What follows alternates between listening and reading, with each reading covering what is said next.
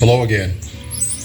Many think that street preaching is crass, but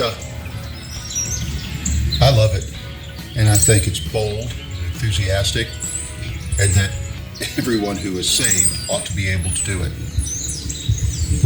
So there. But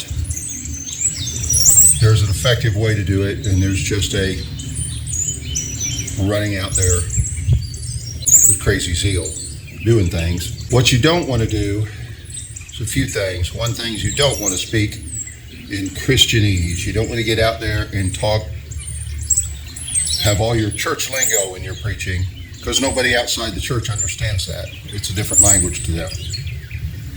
And they're not going to pay attention to you. They're going to get the impression that you're like an Amway salesman, and they ain't interested in buying, and walk on. Don't have your particular pet society sins that you focus exclusively on. Back in the early 80s, knew some people that they'd show up at college campuses and they were out there all the time. The only thing they wanted to talk about was the evils of masturbation. All these college kids who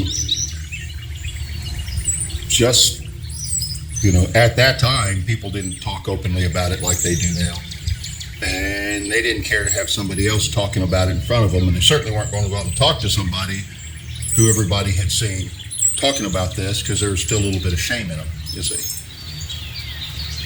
But these guys are just going on and on about it.